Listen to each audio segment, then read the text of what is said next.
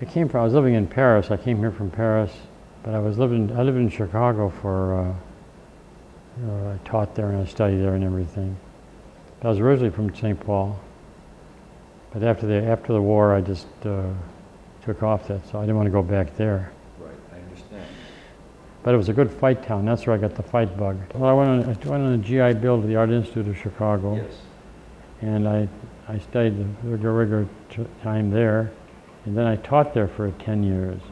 And the only reason I taught, and the only reason I stayed in Chicago, I stayed for the schooling.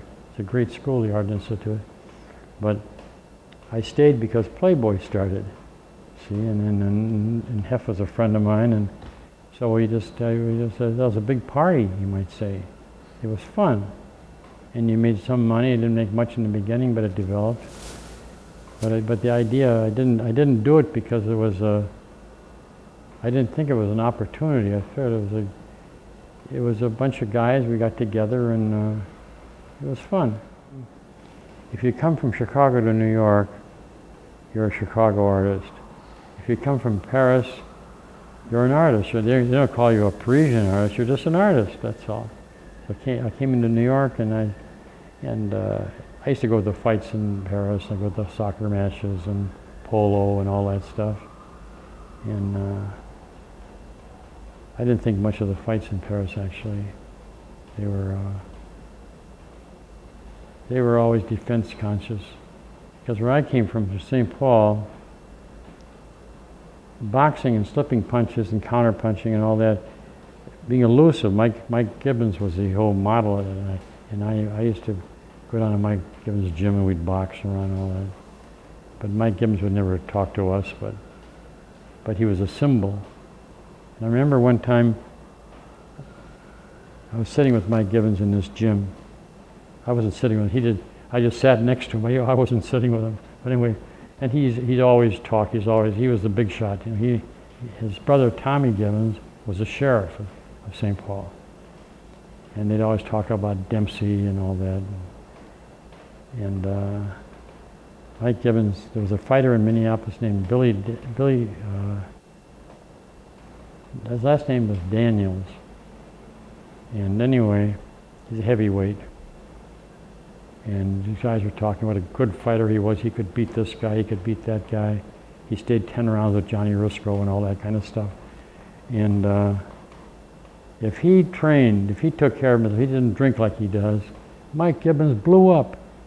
He said a fighter is as good as his conditions he's in. He said, I will not take an excuse that a fighter is a great fighter if he's not a great fighter. I don't care what he can be. And then he turned to me, because I was drawing, he used me. He said, this man here has to draw. He can't just say he's going to draw, you know. He can't not draw and still be a good drawer and all that kind of crap. So I got some little acknowledgement from him. What came first, the artist bug or the fight the bug? art first. The artist bug? Yeah, sure. The fight.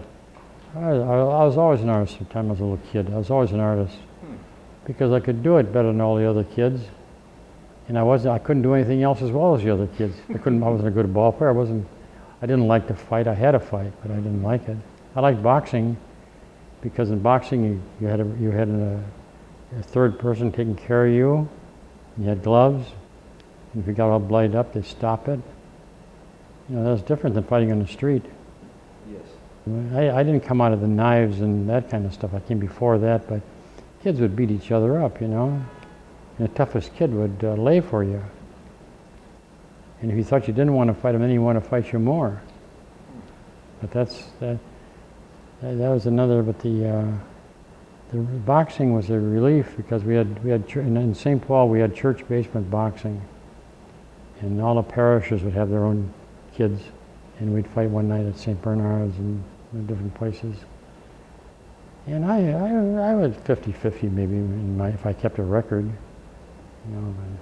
But we had kids who were really good, and that's where I got to respect what it took. But boxing was like a clean thing to do, and had nothing to do with your parents or anything. But these guys that sponsored the fights were good guys, and I still think they are. I don't care what I hear about Dan Duva or any of these people. I don't care if you know them; they're people. Duva's a family. He carried the pail. He started at the bottom. Angelo Dundee started at the bottom. And guys like Charlie Goldman, they sort of started at the bottom and stayed there. You know? Yeah, those guys. I remember one night at the club in Brooklyn. It's just over the bridge. Can't remember the name of it, but they had about a 40 stairs going down into the boiler room where the dressing rooms were. And Charlie Goldman and Whitey Bimstein, they were biggies there. They were old timers, and they're both getting a little old. But I go down there to the boiler room and see the fighters and all that. And Whitey Bimstein would go. The fighter would go. Bimstein and a couple other guys. You know, they had a very small entourage. But then Whitey would hand the pail over to the fighter, and the fighter would carry the pail up the stairs. At the top of the stairs, he'd take the pail, go on the rink.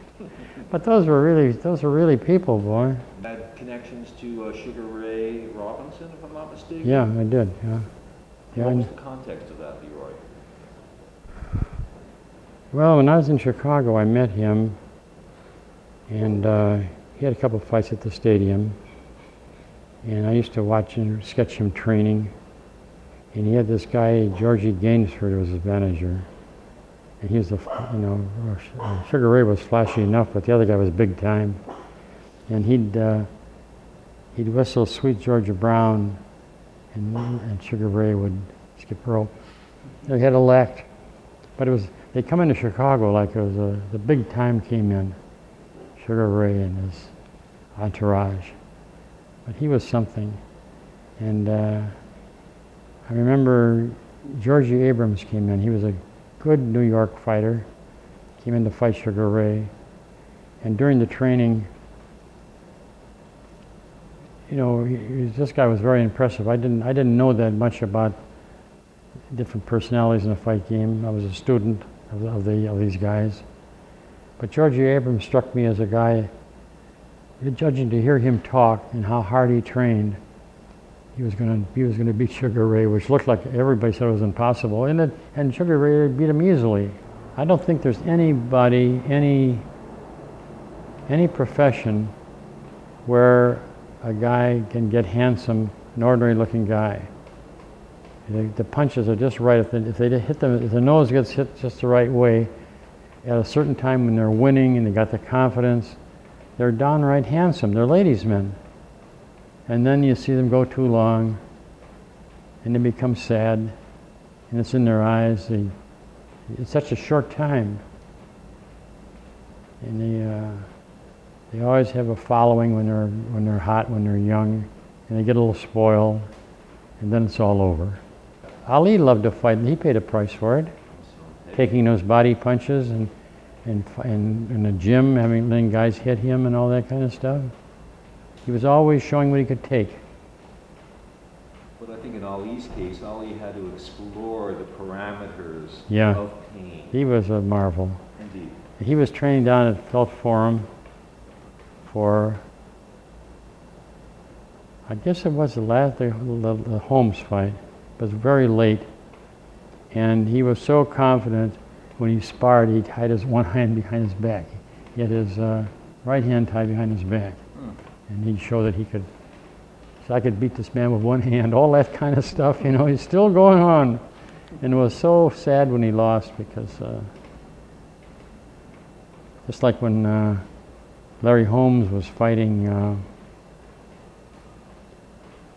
who stopped Larry? Who was the last guy that stopped Larry Holmes? Spinks beat him a couple of times, but somebody beat him up pretty bad. Well, Tyson took care of it. Mike, Yeah. that was a fight. And I used to hang out with Larry a lot in Las Vegas and everything, so I cared about him. And some guy was saying, said he was going back to see Larry, and I says, tell him that we're all out here cheering for him and all that.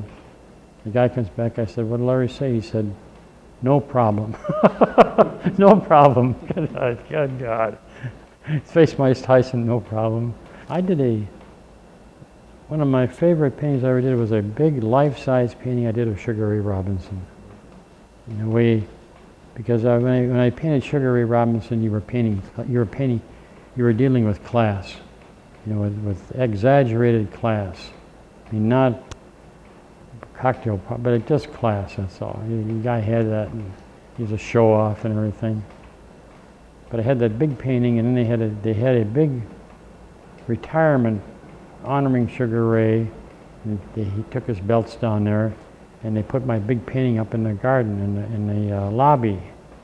It was the old garden, I think. That was the old garden. Yeah, it was the old garden. And anyway, there was nice, all that stuff going on, all the ceremony and all that stuff, and there was a fight card. So next morning, I get this friend of mine with his open card, and we were going to pick it up. We didn't have a truck. The garden brought it down here in a truck. And we go in the garden in the morning to pick up the painting in this convertible. And the guy said, you're a little late. He said, a truck just backed in here and took it. And that's the last we ever saw the painting. Seriously? Yeah. That painting's out there somewhere. I did a painting one time of one of those Bond paintings. Casino Royale was the name of it, and it was made in London. I was over there, and I did a big painting of a gambling scene and all that stuff. An excerpt from the painting, from the film, you might say. So we took it back to New York, and at the opening, in a Times Square theater, they put the painting in the lobby. At the opening, Charlie Feldman was a producer, and anyway, the same thing again. The next day, I got a phone call say, "The painting's on the way to your house. Don't bother to come down." And two guys came in with a funeral they said it was very odd because of a funeral. A hearse came in and backed up and took the painting. And anyway, they took the painting and drove away, and that was the end of that painting. You can see there I use enamel, I use acrylic, I use oil, I use anything. I mean, the main thing I do is I don't make a drawing for the painting. I get an idea in my head what I'm going to do, but then I make plastic so I can change it while I'm doing it. I don't have a format I have to stick to. So I create my own rules. Let's see. So the whole theory of painting to me is that you got to make sure the paint is dry before you paint over it. The bad thing is we've got the slow drying paint, and I mean you can't just do anything you want, but I mean you can still do it your way, not a way that you were taught or other people are working or somebody else suggests you to do. You got to just do it the way you experience it, the way you feel about it. And for me, I think it's worked pretty well. Now, how did they feel about having an artist in the gym drawing? You're always welcome. And I always wondered, when I went down to Miami, Angela Dundee encouraged me to go down there, and I got a credential from Playboy to go down there and get my expenses taken care of and everything. And I was just welcome right away. The first time I drew Ali, he's a kid, but he's interested. He look at you, a little suspicious. And one night before the Bonavena fight, he was still a little unsure of himself, and that was a long fight he had too.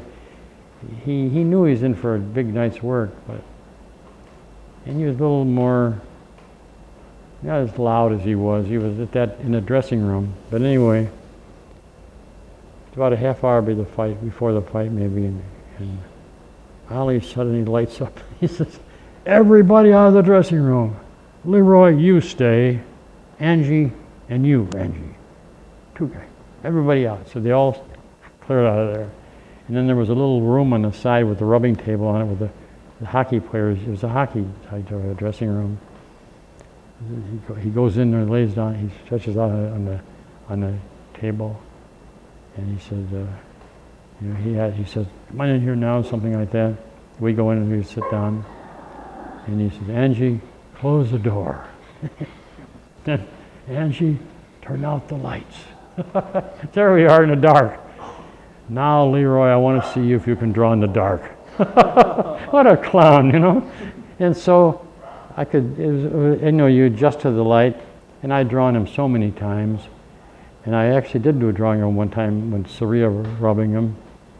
And so I made a makeshift, I'd do a drawing on my board. And suddenly after about 10 minutes, Ollie jumps up. Time! Angie, turn on the lights. The lights go on. He grabs my book. You do that? That kind of stuff. I said, while you were there. He said, you can draw better than I thought you could. You can draw better in the light, in the dark and the light. But he never got it. He just all the time. But those are wonderful memories, you know, and he gave you hundreds of them. One of the great pleasures of boxing is to get there early and see the whole card, see all the guys starting and all that. And out at Caesars, and they had those outdoor fights, there were two big name guys that were always there when the sun was up yet and the seats were all empty. Cary Grant was always there, and Boris Karloff. Those two guys were always there like 4 o'clock in the afternoon, ready for the fights. Fabulous.